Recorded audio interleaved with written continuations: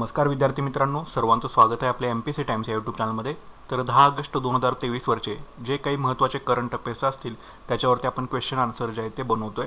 Video तुम्ही शेवटपर्यंत बघत चला। व्हिडिओला नक्कीच लाईक करा, तुमच्या लाईक्समुळेच मोटिवेशन मिळतं आणि डीपमध्ये करंट अफेअर्स जे आहे ते आपण या MCQच्या फॉर्मॅटमध्ये जे आहेत पण डेली डिस्कस करतोय। तर आता सुरुवात करूया। तर बघा, पहिला प्रश्न काय आहे, महात्मा फुले शोधाच्या नव्या वाटा हे पुस्तक कोणी लिहिलं आहे? महात्मा फुले शोधाच्या नव्या वाटा हे पुस्तक कोणी लिहिलेलं आहे? तर याचं करेक्ट आन्सर आहे पर्याय क्रमांक 4, प्राध्यापक हरी नरके। आपल्याला सर्वांना माहिती आहे की यांचं नुकतंच निधन झालेलं आहे, तर त्याच्या संदर्भामध्ये आपल्याला जे आहे त्या प्रश्न आपल्याला बघणं गरजेचंच होता। तर आता बघू। तर हरी रामचंद्र नरके, ठीक आहे, यांचं पूर्ण नाव काय आहे? हरी रामचंद्र नरके। त्यांचा जन्म 1 जून 1963 रोजी तळेगाव ढमढरे पुणे या ठिकाणी झालेला आहे, मावळ तालुक्यामध्ये। त्यांचे शिक्षण हडपसर येथील अण्णासाहेब मगर महाविद्यालयातील मराठी विभागाचे ते माजी विद्यार्थी होते। तसेच 1984 मध्ये मराठी विषयात तेव्हाच्या पुणे विद्यापीठामध्ये त्यांनी BA आणि MA या दोन्ही परीक्षांमध्ये विद्यापीठामध्ये सर्वप्रथम सुवर्ण पदक आणि तब्बल 25 पारितोषिके सुद्धा त्यांनी मिळवलेली होती, ठीक आहे। तर अण्णासाहेब मगर महाविद्यालयामध्ये ते मराठी विभागाचे जे होते ते माजी विद्यार्थी होते हडपसरमधल्या, आणि प्लस त्यांनी 1984 मध्ये मराठी विषयात तेव्हाच्या पुणे विद्यापीठामध्ये BA आणि MA दोन्ही विषयामध्ये मराठीमध्ये जे आहे ते सर्वप्रथम सुवर्ण पदक जे होते ते पटकवलेलं होतं।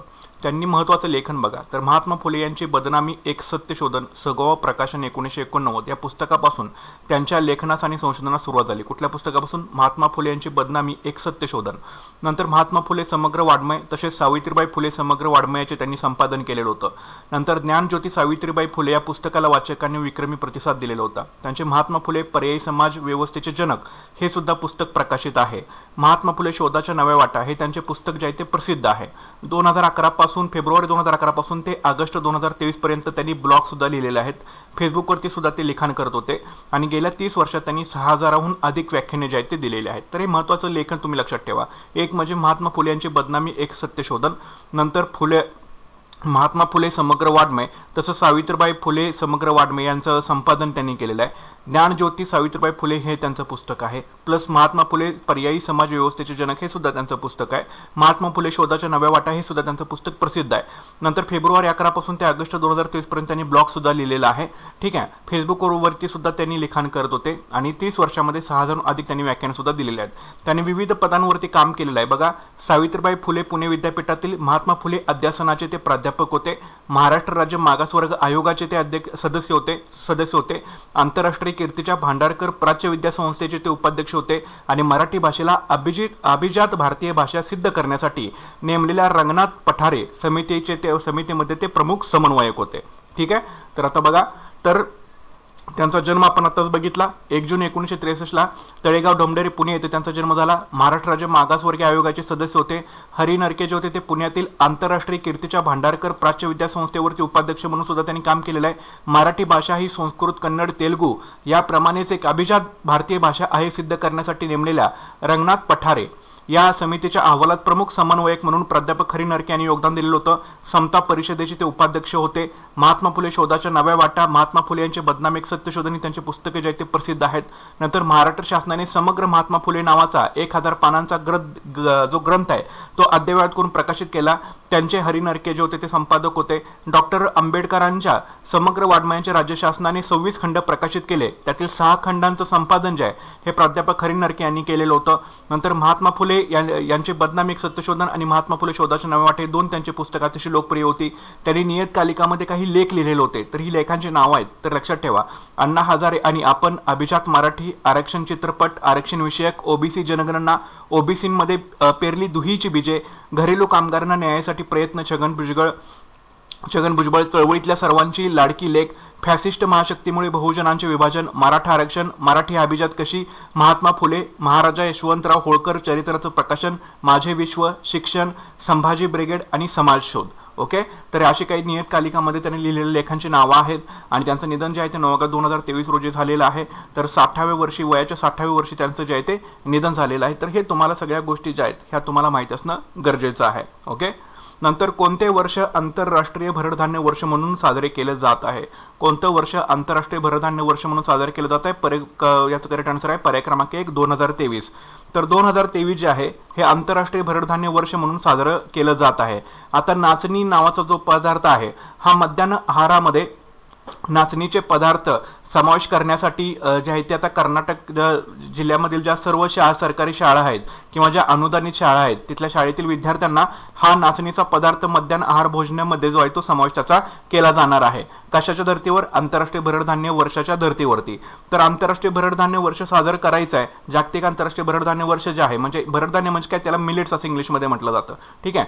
तर हे संयुक्त राष्ट्र संघानं याची घोषणा जी होती ती केलेली होती. त्याच्यामुळे आता 2023 जे आहे हे आंतरराष्ट्रीय भरडधान्य वर्ष म्हणून जे आहे ते साजरं केलं जात आहे. तर जागतिक भरडधान्य वर्ष इंटरनॅशनल इयर ऑफ मिलेट्स. तर हवामान बदलामुळे जगातील शेतीप्रधान देशांमध्ये शुष्कपणा वाढलेला आहे. साहजिकच अन्नधान्य उत्पादनासह शेती अर्थकारणावरती त्याचा नकारात्मक परिणाम संभवतो. हे नजीकचे धोके लक्षात घेता केंद्र सरकारने अन्नधान्य समस्येवर मात करण्यासाठी पारंपरिक शेती पद्धतीवर आधारित पद्धतशीर योजना तयार केली. त्या अंतर्गत 2023 हे वर्ष जागतिक भरडधान्य वर्ष किंवा इंटरनॅशनल इयर ऑफ मिलेट्स म्हणून साजरे करण्यासाठी पुढाकार घेतला. यामध्ये Bangladesh, Kenya, Nepal, Nigeria, Russia आणि सेनेगल यांच्यासह संयुक्त राष्ट्रसंघाच्या युनो सर्वसाधारण सभेमध्ये प्रस्ताव मांडण्यासाठी आघाडी घेतली. म्हणजे या देशासोबत भारताने सुद्धा संयुक्त राष्ट्रसंघाच्या म्हणजे युनोच्या सर्वसाधारण सभेमध्ये प्रस्ताव मांडण्यासाठी आघाडी घेतली. कसला प्रस्ताव? जागतिक भरडधान्य वर्ष 2023 जे आहे ते साजरे करावं म्हणून. त्यानुसार युनोच्या 75व्या अधिवेशनादरम्यान सर्वसाधारण सभेने हा प्रस्ताव जो आहे तो एकमताने स्वीकारला आणि भारताच्या शिफारशीनुसार संयुक्त राष्ट्रसंघ व त्या अंतर्गत अन्न आणि कृषी संघटनेने 2023 हे जे वर्ष आहे हे जागतिक भरडधान्य वर्ष म्हणून जे आहे ते घोषित केलेलं आहे. तर हे पॉईंट मुद्दे लक्षात ठेवा, इम्पॉर्टंट आहेत. आणि पुढं भारत सरकारने भरडधान्याचे उत्पादन आणि त्यात वाढ करण्यास प्रोत्साहन देण्याच्या हेतूने 2018 हे वर्ष ही भरडधान्य वर्ष म्हणून जे होतं ते जाहीर केलेलं होतं. याच्यामध्ये ज्वारी, बाजरी, नाचणी, राळा, वरई, कांग, कोदो, कुटकी, सावा, झांगोरा, कानणी, कांकून, चीना आदी पिकांचा त्याच्यामध्ये समावेश होता. ठीक आहे. भरडधान्याचा याच्यामध्ये समावेश होता. ज्वारी, बाजरी, नाचणी, राळा, वरई, कांग, कोदो, कुटकी, सावा, झांगोरा, कांगणी, काकून, चीना आदी पिकांचा त्याच्यामध्ये समावेश होता. सो 2018 वर्ष सुद्धा भारतानं भरडधान्य वर्ष म्हणून जे आहे ते साजरे केलेलं आहे.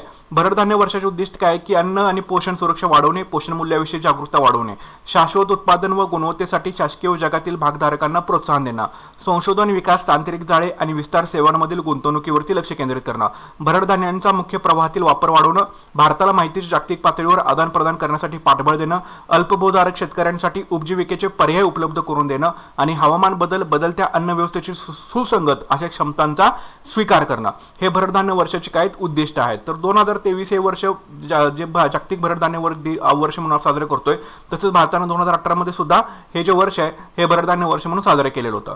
तर भरडधान्य म्हटलं की आपल्याला हैदराबाद स्थित तेलंगणा राज्यामध्ये जी इक्रिसॅट संस्था आहे, इक्रिसॅट म्हणजे काय, international crops research institute for the semi arid tropics, या संस्थेचं नाव जे आहे ते अग्रक्रमाने घ्यावं लागतं इक्रिसॅटचं. तर याचं मुख्यालय हैदराबादमध्ये आहे. तर उच्च उत्पादन व दुष्काळ पाण्याचा ताण सहन करणाऱ्या पिकांच्या जाती विकसित करण्याचा गौरवशाली इतिहास जो आहे हा या इक्रिसॅटला आहे. त्यातूनच 2021 मध्ये इक्रिसॅटला आफ्रिका फूड प्राइज हा नामांकित विशेष सन्मान जो आहे हा मिळालेला होता इक्रिसॅटला. ठीक आहे. आफ्रिका फूड प्राइज नावाचा. तर या गोष्टी भरडधान्यशी संबंधित तर ह्या तुम्ही लक्षात ठेवणं गरजेचं आहे. पुढचा प्रश्न बघा, कोणत्या भारतीय बँकेने देशातील पहिले पर्यावरणपूरक डेबिट कार्ड सुरू केले? कोणत्या भारतीय बँकेने देशातील पहिले पर्यावरणपूरक डेबिट कार्ड सुरू केले? याचं करेक्ट आन्सर आहे पर्याय क्रमांक 2 एअरटेल पेमेंट बँकेनं देशातील पहिलं पर्यावरणपूरक डेबिट कार्ड जे आहे ते सुरू केलेलं आहे. तर एअरटेल पेमेंट बँक या भारतीय बँकेने देशातील पहिले पर्यावरणपूरक डेबिट कार्ड सुरू केलं. RPVC या पर्यावरणपूरक सामग्रीपासून हे कार्ड जे आहे ते बनवलेलं होतं. या कार्डामुळे 50,000 कार्डामागे 350 किलो कार्बन उत्सर्जनामध्ये घट होईल असं सांगितलं जातं. तसेच हायड्रोकार्बनचा वापर जो आहे हा 43% कमी होण्यासाठी मदत मिळणार आहे. तर कोणत्या भारतीय बँकेने देशातील पहिले पर्यावरणपूरक डेबिट कार्ड सुरू केलेलं आहे? Airtel payment bank. लक्षात ठेवा. पुढचा प्रश्न बघा, कोणत्या राज्याच्या मुख्यमंत्र्यांनी त्यांच्या राज्यांचे नाव बदलण्याचा केंद्राला विनंती करण्यासाठीचा ठराव त्यांच्या विधानसभेमध्ये मांडलेला आहे? कोणत्या राज्याच्या मुख्यमंत्र्यांनी त्यांच्या राज्याचे नाव बदलण्याचा केंद्राला विनंती करण्यासाठीचा ठराव त्यांच्या विधानसभेमध्ये मांडलेला आहे? याचे करेक्ट आन्सर आहे पर्याय क्रमांक 4 केरळ या राज्याच्या मुख्यमंत्र्यांनी त्यांच्या राज्याचं नाव बदलण्याचा केंद्राला विनंती करण्यासाठीचा ठराव त्यांच्या विधानसभेत मांडलेला आहे. ओके. तर केरळचं नाव केरळम ओके, केरळचं जे नाव आहे हे केरळम करण्याचा ठराव जो आहे हा केरळ विधानसभेत मांडला. मल्याळी भाषेमध्ये जे केरळचं नाव आहे ते केरळम असा त्यांचा उल्लेख आहे. तर हे जे राज्य होतं केरळ हे भाषानिहाय प्रांतानुसार स्थापन झालेलं होतं असं त्यांचं म्हणणं आहे. 1 नोव्हेंबर 1956 स्थापना झालेली होती. केरळ दिन जो आहे तो 1 नोव्हेंबरला साजरा केला जातो. राज्यघटनेच्या पहिल्या अनुच्छेदामध्ये केरळ असा उल्लेख आहे. ठीक आहे, आणि कलम 3 अंतर्गत राज्याचे नाव केरळ ऐवजी केरळम करण्याची मागणी अशी त्यांनी या ठरावामध्ये मांडलेली आहे. आणि 8व्या अनुच्छेदामध्ये ज्या भाषा आहेत त्याच्यामध्ये सुद्धा भाषेचं सुद्धा त्यांचं नाव बदलून केरळम अशी भाषा करावी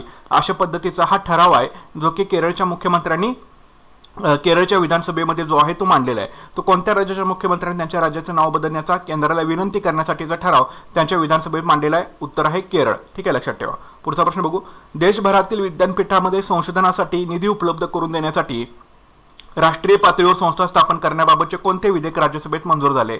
देशभरातील विद्यापीठांमध्ये संशोधनासाठी निधी उपलब्ध करून देण्यासाठी राष्ट्रीय पातळीवर संस्था स्थापन करण्याबाबतचे कोणते विधेयक राज्यसभेत मंजूर झाले? याचं करेक्ट आन्सर आहे पर्याय क्रमांक 1 अनुसंधान राष्ट्रीय संशोधन प्रतिष्ठान विधेयक, त्याला NRF असं म्हटलं जातं. हे 2023चं विधेयक जे आहे हे राष्ट्रीय पातळीवर संस्था स्थापन करण्याबाबतचं, कशासाठी? जे देशभरामधील विद्यापीठ आहेत त्याच्यामध्ये जे संशोधन चालतात त्यांना निधी उपलब्ध करून देण्यासाठी हे विधेयक जे आहे हे राज्यसभेमध्ये मंजूर करण्यात आले. कुठलं? अनुसंधान राष्ट्रीय संशोधन प्रतिष्ठान विधेयक NRF 2023. तर हे जे विधेयक आहे हे आवाजी मतदानानं जे आहे हे 40 मिनिटांमध्येच मंजूर करण्यात आलेलं आहे राज्यसभेमध्ये. आणि डिजिटल डेटा संरक्षण विधेयक सुद्धा आवाजी मतदानानं मंजूर करण्यात आलेलं आहे याच्यासोबतच. तर हे सुद्धा तुम्ही लक्षामध्ये ठेवून घ्या. ठीक आहे, पुढचा प्रश्न बघा. डॅश डॅश हे एक क्रांतिकारी IoT आधारित स्वयंचलित माती परीक्षण आणि कृषी सल्लागार प्लॅटफॉर्म आहे जे नुकतेच भारतात लॉन्च केले गेलेलं आहे. डॅश डॅश हे एक क्रांतिकारी IoT आधारित स्वयंचलित माती परीक्षण आणि कृषी सल्लागार प्लॅटफॉर्म आहे जे नुकतंच भारतामध्ये लॉन्च केलेलं आहे. तर याचं करेक्ट आन्सर आहे पर्याय क्रमांक 1 भूविजन. हे क्रांतिकारी IoT आधारित जे आहे ते माती परीक्षण एक प्लॅटफॉर्म आहे आणि कृषी सल्लागार प्लॅटफॉर्म आहे जे भारतामध्ये नुकतंच लॉन्च केलेलं आहे. तर शेतकऱ्यांची माती आणि पिकांचे व्यवस्थापन करण्याच्या पद्धतीत बदल करण्याची क्षमता याच्यामध्ये आहे. हे भारताला मृदा आरोग्याचे उद्दिष्ट साध्य करण्यात आणि कृषी विकासाच्या उद्दिष्टामध्ये योगदान देण्यास मदत करू शकतं हे भूविजन नावाचं प्लॅटफॉर्म जे आहे ते. तर हे लक्षात ठेवा, हे स्वयंचलित माती परीक्षण आणि कृषी सल्लागार प्लॅटफॉर्म आहे भूविजन नावाचं, जे की भारतामध्ये नुकतंच लॉन्च करण्यात आलेलं आहे. ओके, पुढचा प्रश्न बघा. कोणत्या राज्यात गृहलक्ष्मी योजना सुरू होणार आहे? कोणत्या राज्यात गृहलक्ष्मी योजना सुरू होणार आहे? तर याचं करेक्ट आन्सर आहे पर्याय क्रमांक 4 तेलंगणा या राज्यामध्ये गृहलक्ष्मी योजना जी आहे ती सुरू होणार आहे. तर तेलंगणा सरकार 2023 मध्ये गृहलक्ष्मी योजना सुरू करणार आहे. हा एक SC ST आणि OBC समुदायातील महिलांना त्यांची घरे बांधण्यासाठी किंवा सुधारण्यात मदत करण्यासाठी हा एक आर्थिक स्वरूपाचा सहाय्य कार्यक्रम आहे. ठीक आहे, तर म्हणजे अनुसूचित जाती, अनुसूचित जमाती आणि BC समुदायातील ज्या काही महिला आहेत त्यांची घरे बांधण्यासाठी आणि त्यांच्यामध्ये सुधारणा करण्यासाठी एक आर्थिक सहाय्य देण्यासाठीची ही एक योजना आहे जी तेलंगणा सरकार जी आहे ती 2023 मध्ये राबवणार आहे. तर गृहलक्ष्मी योजना ही महिलांचे सक्षमीकरण आणि त्यांना परवडणाऱ्या गृहामध्ये प्रवेश देण्यासाठी तेलंगण सरकारच्या प्रयत्नाचा एक भाग आहे. या योजनेचा राज्यातील 1 लाखाहून अधिक महिलांना लाभ जो आहे तो अपेक्षित आहे. तर कोणत्या राज्यात गृहलक्ष्मी योजना सुरू होणार आहे? उत्तर आहे तेलंगणा. पुढचा प्रश्न बघा. न्यायमूर्ती सुभाषिस तलपात्रा यांनी कोणत्या उच्च न्यायालयाचे नवे मुख्य न्यायाधीश म्हणून शपथ घेतली? न्यायमूर्ती सुभाषिस तलपात्रा यांनी कोणत्या उच्च न्यायालयाचे नवे मुख्य न्यायाधीश म्हणून शपथ घेतली? याचं करेक्ट आन्सर आहे पर्याय क्रमांक 1 ओरिसा या राज्याचे ओरिसा उच्च न्यायालयाचे नवे मुख्य न्यायाधीश म्हणून न्यायमूर्ती सुभाषिस तलपात्रा यांनी जे आहे ती शपथ घेतलेली आहे. तर न्यायमूर्ती सुभाषिस तलपात्रा यांची ओरिसा उच्च न्यायालयाचे 33वे मुख्य न्यायाधीश म्हणून अधिकृतपणे नियुक्ती करण्यात आली. न्यायमूर्ती S मुरलीधर यांच्या उत्तराधिकारी म्हणून राज्यपाल गणेशी लाल यांनी त्यांना या पदाची शपथ दिली. म्हणजे याच्या आधी कोण होते? S मुरलीधर होते, तर त्यांच्या ऐवजी आता सुभाषिस तलपात्रा त्यांची नियुक्ती झालेली आहे आणि त्यांना शपथ कोणी दिलेली आहे? म्हणजे जे राज्यपाल आहेत ओरिसाचे गणेशी लाल यांनी त्यांना पदाची शपथ दिलेली आहे. तर 3 ऑक्टोबर 2023 रोजी त्यांची सेवानिवृत्ती संपून ते 2 महिन्यापेक्षा कमी कालावधीसाठी सरन्यायाधीश पद जे आहेत ते भूषवणार आहेत. कोण? सुभाषिस तलपात्रा. तर हे लक्षात ठेवा, न्यायमूर्ती सुभाषिस तलपात्रा यांची कोणत्या उच्च न्यायालयाचे नवे मुख्य न्यायाधीश म्हणून त्यांनी शपथ घेतली? ओरिसा राज्याचे. ठीक आहे, पुढचा प्रश्न बघा. द फ्रेंच कनेक्शन या चित्रपटाचे दिग्दर्शक कोण होते? द फ्रेंच कनेक्शन या चित्रपटाचे दिग्दर्शक कोण होते? तर याचे करेक्ट आन्सर आहे पर्याय क्रमांक 1 विल्यम फ्रिडकिन हे द फ्रेंच कनेक्शन चित्रपटाचे दिग्दर्शक होते. तर बघा, द एक्झॉर्सिस्ट आणि द फ्रेंच कनेक्शन सारख्या चित्रपटांचे ऑस्कर विजेते कोण आहेत? हे ऑस्कर विजेते आहेत. ओके, लक्षात ठेवा. आणि हे अमेरिकन दिग्दर्शक आहेत विल्यम फ्रिडकिन आणि त्यांचं वयाच्या 87व्या वर्षी Los Angeles California, United states of America येथे त्यांचं निधन झालेलं आहे. ठीक आहे, म्हणजे त्यांचं निधन झालेलं आहे. ते ऑस्कर चित्रपट विजेते आहेत आणि त्यांचं नाव बघा काय आहे, विल्यम फ्रिडकिन आहे. द एक्झॉर्सिस्ट आणि द फ्रेंच कनेक्शन सारख्या चित्रपटांचे ते ऑस्कर विजेते अमेरिकन दिग्दर्शक आहेत. त्यांचं नुकतंच निधन झालेलं आहे, म्हणून आपण इथं हा क्वेश्चन फ्रेम केलेला आहे. ठीक आहे, त्यांचा जन्म शिकागो इलिनॉय येथे 29 ऑगस्ट 1935 रोजी जो होता तो झालेला होता. त्यांच्या चित्रपटांचं नाव लक्षात ठेवा, द एक्झॉर्सिस्ट आणि द फ्रेंच कनेक्शन. ठीक आहे, ऑस्कर विजेते आहेत, त्यांचं नुकतंच निधन झालेलं आहे. काय नाव त्यांचं, विल्यम फ्रिडकिन, वयाच्या 87व्या वर्षी निधन. पुढचा प्रश्न बघा, प्रसिद्ध मल्याळम दिग्दर्शक आणि पटकथा लेखक सिद्दीक इस्माईल यांचे चित्रपट कोणते?